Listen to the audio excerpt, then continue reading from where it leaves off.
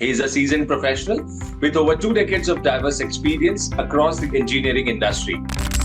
Working across the product life cycle, we call service life cycle, and nowadays also customer experience. Some of these diverse opinions and views reliable and resilient to any change. Kudos and hats off to the team, especially to Mr. Madan, Madan, and the DirectorsInstitute team.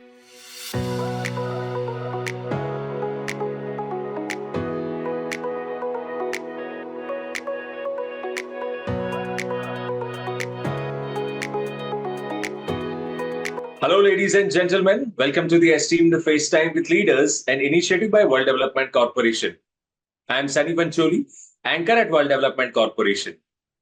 FaceTime with Leaders is a platform for industry titans to share their experiences, thoughts, ideas, and best practices in order to inspire one another and future leaders. In a nutshell, we attempt to encapsulate the multi-decadal learnings acquired by these industry leaders. We also hope that by conducting these FaceTime with Leaders interviews, we can bring together a global community of eminent personalities. By bringing together such visionaries on one platform, we hope to play a part in inspiring the lives of other leaders. Great learnings from great leaders undoubtedly assist everyone by identifying, nurturing, and using the trade secrets that are proven success formulas for many. And this is what we aim for with these sessions, by making them a gathering of industry stalwarts and a knowledge-sharing community. We have one such industry titan on FaceTime with Leaders with us today, Mr. Madan Haushiram Unde. He is a seasoned professional with over 2 decades of diverse experience across the engineering industry. His journey spans impactful roles in esteemed organizations such as Stryker Global Technology Center, Royal Philips, Cognizant Technology Solutions, and TATA Group companies. Currently, as the Manager of Quality, R&D and Customer Excellence at Stryker, he leads a team of engineers driving advancements in the Neurovascular Business. His tenure at Royal Philips includes pivotal positions such as Risk Management Manager for the Global DXR BU, Manager of Safety, Compliance Handling Unit, and Post-Market Surveillance Lead at the Healthcare Innovation Center. His expertise encompasses various engineering facets, including new product development, innovation, project management, and quality assurance. Proficient in mechanical engineering and medical devices standards, he also brings extensive experience in risk management, compliance handling, and regulatory compliance. Welcome to FaceTime with Leaders, Mr. Madan. Thank you. Thank you for inviting me for the session, Sunny. I'm really privileged to be part of this session. So our viewers would like to know in brief about your career journey so far, particularly transitioning into risk management, compliance, R&D, etc. Oh, well, definitely my journey has always been full of inputs from these areas, because what I'll say is risk management compliance is something which is for making things more predictable, safe, secure, and more importantly, also creating the trust with the people with whom you work and the customers whom probably you might not know directly or might not be working directly. So these areas are really a key, crucial part of the business.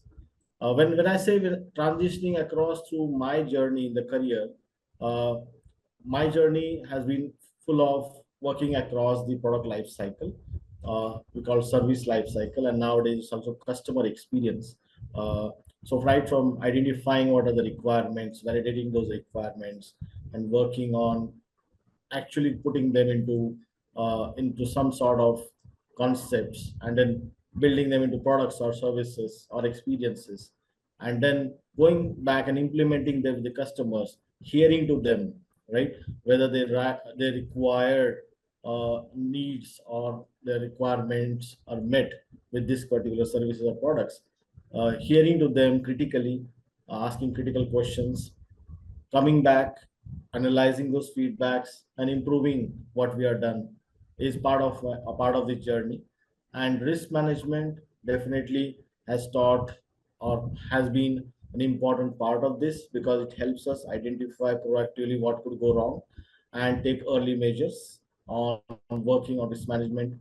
The other part of complaints handling is, okay, it helps us to identify whatever we have developed for the product in the form of product or service. Does it really meet the requirements? Are the customers happy in the form of good feedbacks, or are they complaining about it and they are not happy with it?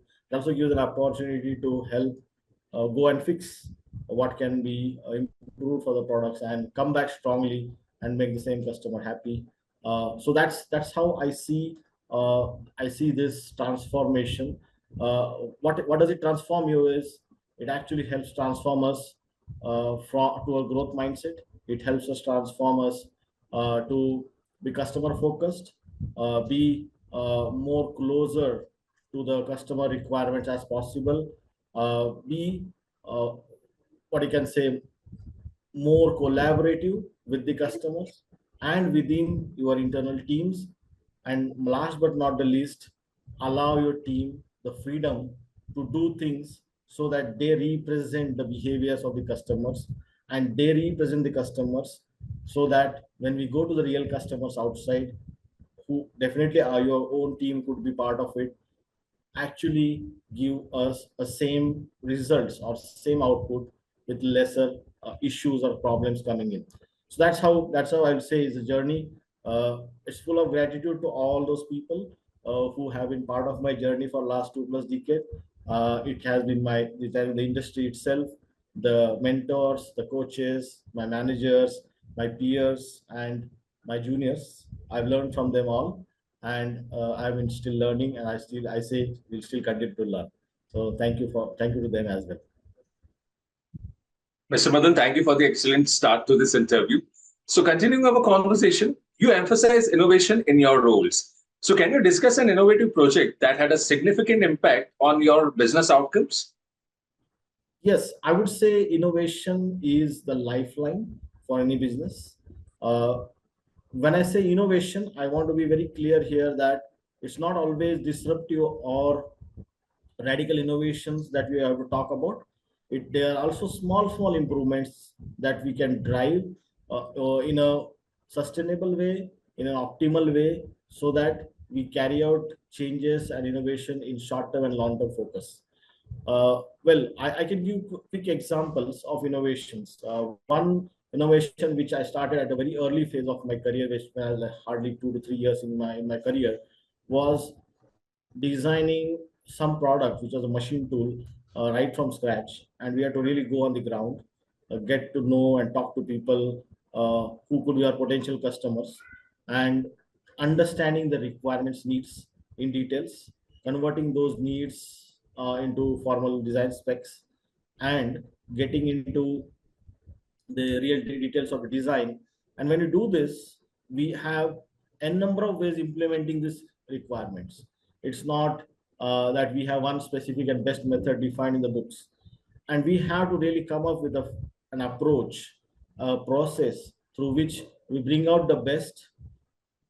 When we say best, it's not the number one all the time. It's best suited to the requirements of the customer, uh, and that's how we have to bring it out. And all this process also I call it as innovation, because it involves this handling of creativity in a manner that brings out a successful product which meets the customer needs. And I always emphasize innovation with respect to customer needs. That's how I have been working with my teams. I have been working myself.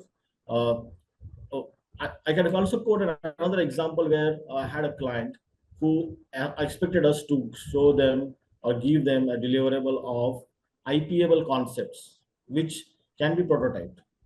And you can imagine that when we say it's an IPable concept which can be prototyped, means they were focused on building a long-term competitive advantage over their customers, and they're expecting us to deliver something which can be prototype and they can quickly file for an IP, right? In this situation, you need a robust process, right, which will be able to give you a confidence that when I start at one point of creativity, this process helps me to bring out concepts and products or prototypes which can be further applied for an IP. Looking at this situation, taking up this challenge, which I worked upon with the process development here, along with the product and concepts, which helped to build IPable concepts. We delivered around 7 odd IPable concepts. The customer went ahead, we prototyped them, we sent the prototypes, and then based on the working prototypes, they could do an IP. And I would say they could block their customers, their competitors through these ideas. And they worked on these ideas to bring out innovative products to help to make their customers happy. So I think this is what innovation can make a difference. It can be product innovation, it can be process innovation, it can be customer experience innovation, and it can, this all done in a very incremental way does help.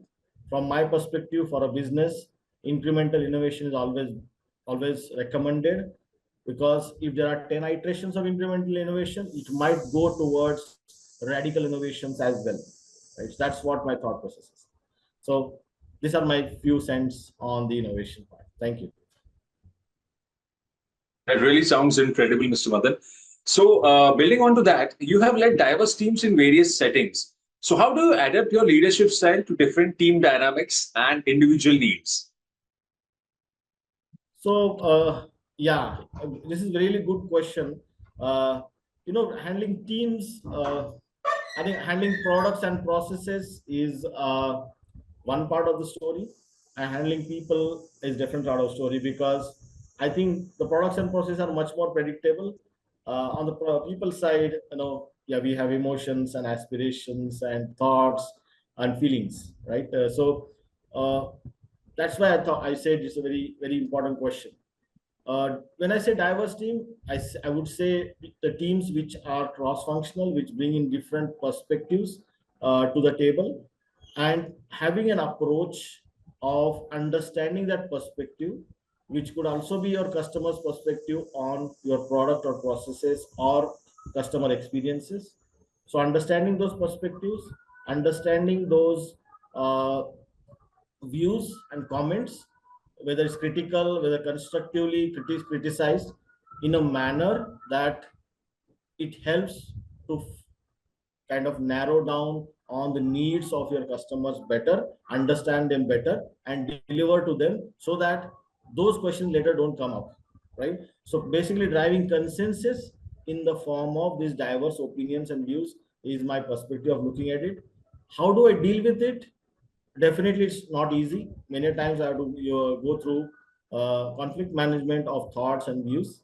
How I deal with it is I use multiple set of ideas and tools, and meeting options in a way that helps the team collaborate well, maintain an environment of trust, maintain transparency in the decisions, define clear criteria of what needs to be the decision making factors when you are going to work on certain projects or products or processes. And last but not the least, creating that confidence in the team that their best opinions are heard and they are not ignored is a key for it. Definitely we have different states of what you can say, people's mindsets, people's aspirations, which needs to be heard. The most important part as a leader here would be understanding first of all yourself, right? uh, what kind of uh, what kind of awareness do you have about yourself, in the form of what kind of strengths do you have, how do you deal with the situation, how do you read the situations. At the same time also knowing about your team members, about your colleagues, how they respond to the situations, how is their personality, what are their strengths, and at the same time also working upon what all environment constraints are there around us. All these three taken together, if we are able to work well, it will be helpful in handling complex and diverse team in a very effective way, at the same time ensuring that they deliver to the scope and to the project successfully on the target. That's what I carry on with my inputs. Rightly said, Mr. Madan. Moving ahead, you have a rich background in quality management, compliance, regulatory compliance, and risk management within the healthcare and technology sectors. So from these, how did your interest involve into corporate governance?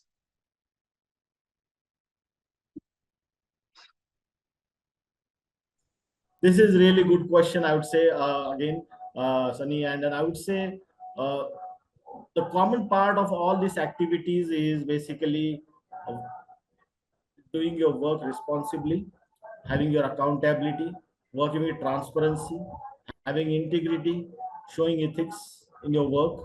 Now, when I deal with issues like risk management, I have to take into focus the harm that is caused to the patient in the medical device industry, right? And if I don't focus there and I just focus on business, that's not going to work. Here, working with ethics and integrity is very important. So, I draw parallels into the corporate world where the corporate is trying to achieve a much bigger vision than a business unit or a product is trying to achieve. And these values are the core foundational values which a corporate governance needs. With increasing importance from the regulations that are coming across for corporate governance, it is definitely more important that person who has lived these values, person who has been practicing these values, and maybe at a different level in the business, can also be able to demonstrate this and work with these values in the corporate level. So talking about values, Mr. Madan, as a corporate governance expert, what values do you bring to the table? So I think the value that I bring in is first of all handling diverse opinions, because in the corporate governance, I think hearing to people and based on that asking right set of questions based on the expertise and the area which I have worked across the product life cycle or the process life cycle in the industry. Typically, two industries which I would say medical device, healthcare, and the machine tool and the engineering services industry. So basically, what I'm trying to say is the the values that I want to bring out is my experience, which helps me to take better decisions on technical front.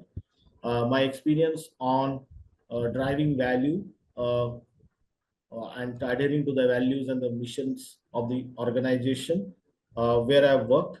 Uh, Third, taking effective decisions. Fourth, conflict management, which definitely will exist when we have diverse opinions. And at the same time, driving the decision for the purpose of the organization, of the customers and the end customers. This is what I bring to the table. I would want to say that I'll be happy to be into the executive or non-executive roles of the corporate, uh, but at the same time, I would also want to contribute through these roles using my experience and expertise and skills and competency that I've developed to help the organization plan for their future strategic maps, maybe create a competitive advantage for them in the industry, uh, help better and transparent governance, take decisions in a manner that are that are sustainable, that support the sustainability aspect, uh, that also help uh, you know uh, create the image of an organization which is more environment friendly, which is more you can say using the funds that are raised from the public in a manner that that are not used for or they are used for the right reasons and that do not kind of create challenges for the future generations.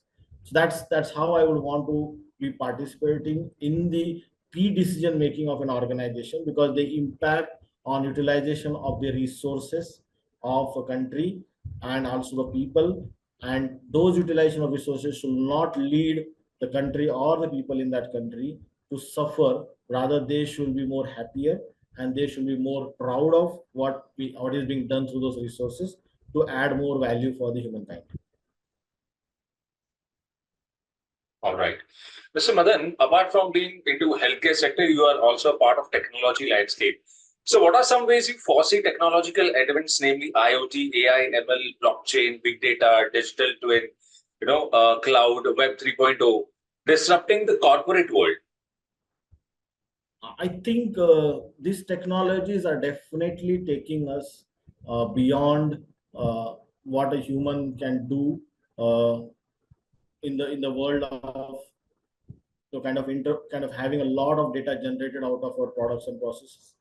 At the same time, handling those data, drawing insights from them, and optimizing things in a manner that we cut down the waste of resources that would happen. Primarily, I would say this is where I would look them as a very impactful tools. At the same time, they also provide a lot of safety, security, and also more reliability and resilience to the people as well as the organizations. And third thing, which I would quote about this is they also relieve the uh, monotonous or routine mundane activities that would happen for a person who is kind of wanting to have more challenges, but because of lack of these kind of tools, has to be forced into a mundane or routine activities which are monotonous and might not be a better utilization of the skills of the people, right? So give an example, to just give a quote example out of this, you mentioned about digital twins. For example, if I have a digital twin uh, of a machine, for example, right? I know that I have designed that machine in a particular way to be operated, to be working, and to be serviced or maintained, right? And when I compare that digital twin with the actual machine's operations, I can predict a lot of things from its failure to maintenance, from a proactive maintenance, avoiding waste of unnecessary downtimes, if and waste of doing a preventive maintenance, because preventive maintenance not necessarily means that there is a failure coming, it's a prediction. But rather than that, relying on a data which helps me to say yes, there will be a failure after some time, and I will go and really fix that machine, let the customer know ahead of time that we are going to have this particular downtime for the machine, but we'll fix it quickly, and helping them to plan better, and kind of helping them to be more effective in their commitments, right? So this all aspects together helps us to be much more efficient, much more better, much more committed, much more reliable, and resilient to any changes, any issues, or any kind of unforeseen events that might come across. So I think that makes us much more confident as a business. That's what I see. Amazing, Mr. Madan. Thank you for sharing such amazing insights into different subjects. So this brings us to the last question of the session. We are building a community of industry magnates. The move is meant for cross-pollination of knowledge and building a knowledge-sharing community of corporate giants and industry experts. So what are your thoughts about these initiatives taken by Mr. Zishan Pathan, Mr. Heval Mehta, and the team of World Development Corporation? Good question, and thank you for asking this question. I would say, first of all, kudos and hats off to the team, especially to Mr. Zishan Pathan, Heval Mehta, and the DirectorsInstitute's team for putting in this effort of getting us, people like me, especially, to know about these needs. We were having an aspiration to go towards it, but we did not knowing what part to cover and how to go and contribute. I think they have made the path much more easier for aspiring professionals like me. We probably would not know what in a bigger sense what impact we'll be doing when we transition into this role. But I'm sure this amazing guys and team is knowing what they're doing for the future, and they are really creating a very important set of an army for having a good corporate governance across India through this team, who will go into the corporate world, and they will be part of the corporate world, and drive the learnings and the experiences that they have gained from this from Directors Institute. At the same time, it is also important to note that they are trying to contribute for an important cause, and also help the government of India to bring in the right set of capabilities in the team in the people to fill in these positions to achieve the bigger goal of government of India to have a good corporate governance that increases our image across the globe as a place where people can come in, find capable resources to drive you can say a good corporate governance, and that's what I think is a key for us if you want to take India to the next level to the industry. So I think again, thanks to this team, they're doing a great job, amazing job, and helping people and professionals like me. It's an what I can say, something which goes beyond beyond the vision of just being a corporate director. It's more of bringing in a clean governance in the organizations and corporations in India. I think kudos to them. Thank you for that. Great. It was fantastic conversing with you, and I'm confident that your insights will inspire future leaders. Thank you, Mr. Madan Haushiram Unde, for joining us today. Wish you the best for your future endeavors. Moreover, trust that this initiative by Directors Institute has unquestionably expanded the participants' understanding and enriched their minds. Thank you so much. Thank you. My pleasure. Thank you. Have a nice day.